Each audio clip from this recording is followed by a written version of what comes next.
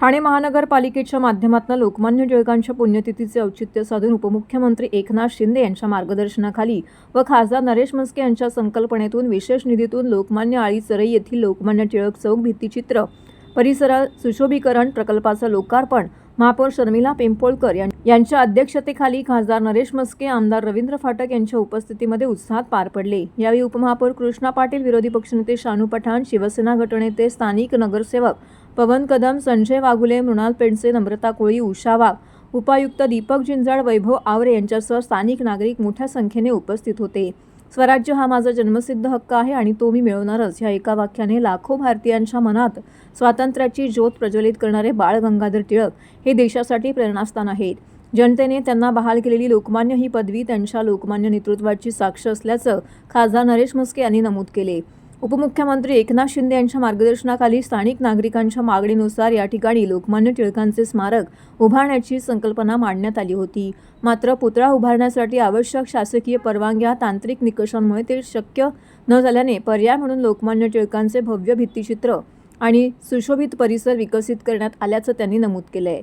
लोकमान्य टिळकांच्या पदस्पर्शाने पावन झालेल्या परिसराला ऐतिहासिक महत्त्व असल्याचं सांगताना याच ठिकाणी त्यांनी स्वातंत्र्याची प्रेरणा देणारी भाषणं केली होती। राष्ट्रीय स्वयंसेवक संघाचे सरसंघचालक डॉक्टर मोहन भागवत आणि धर्मवीर आनंद दिघे यांचीही या परिसराशी असलेले भावनिक संबंध नरेश म्हस्के यांनी सांगितले। लोकमान्य टिळकांच्या शुभ हस्ते सार्वजनिक गणेश आनंदाचा क्षण आहे की 1918 साली ज्या आळीमध्ये लोकमान्य टिळक स्वतः येऊन गेले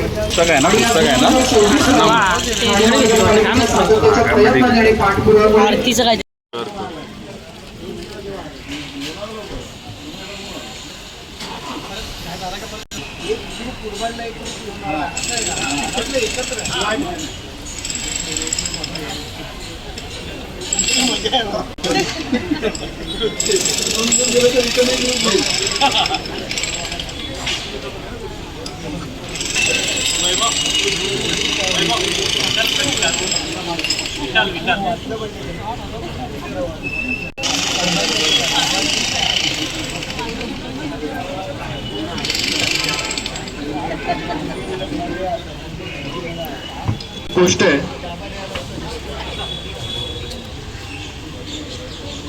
पुणे येथील केसरी वाड्यामध्ये लोकमान्य टिळकांची आरती, जी अनेक वर्ष टिळकांची आरती कोनशिलेमध्ये कोरली गेलेली आहे, तर त्याच्यामुळे ही सुद्धा एक अभिमानाची आणि आनंदाची गोष्ट आहे की आपण या लोकार्पण आणि तो मी मिळवणारच या बिरुदाने प्रेरणा घेऊन अनेक क्रांतीवीर पुढे आणि खऱ्या अर्थाने ते अजरामर झाले। इतिहासाचा पान चालल्याच्या नंतर आपल्या लोकमान्य टिळकांची स्वराज्य माझा जन्मसिद्ध हक्क आहे आणि तो मी मिळवणारच अशी सिंहगर्जना करून हजारो लाखो देशभक्तांना स्फुल्लिंग चेतवणारे, सर्व समाजाने एकत्र यावे याकरता सार्वजनिक गणेशोत्सव, शिवजयंती उत्सव सुरू करणारे माननीय स्फूर्तिस्थान बाळ गंगाधर टिळक उर्फ लोकमान्य टिळक, ज्यांनी प्रेमाने सर्व लोकांनी लोकमान्य ही पदवी बहाल केली होती, त्यांचं छोटंसं स्मारक या लोकमान्य आळी येथे माननीय एकनाथ शिंदे साहेब यांच्या मार्गदर्शनाखाली आणि माझ्या विशेष निधीतून बनवण्यात आलेलं आहे। या स्मारकाचं महत्त्व म्हणजे 1918 साली माननीय लोकमान्य टिळक या आळीमध्ये स्वतः आले होते आणि या ठिकाणी त्यांनी स्वतः भाषण केलं होतं। 1920 साली हा गणेशोत्सव सुरू झाला या लोकमान्य आळी गणेशोत्सव मंडळाचा, आणि या देशभरामध्ये फक्त ह्याच ठिकाणी जी माननीय लोकमान्य टिळकांनी जी आरती लिहिली होती, त्यांची आरती, लोकमान्य टिळकांची आरती या ठिकाणी म्हटली जाते। या ठिकाणचा जो गणेशोत्सव आहे तो खऱ्या अर्थाने इतर सर्व उत्सवांना, ठाण्यातील गणेशोत्सव मंडळांना आदर्श असा लोकमान्य आळी गणेशोत्सव मंडळाचा गणेशोत्सव असतो।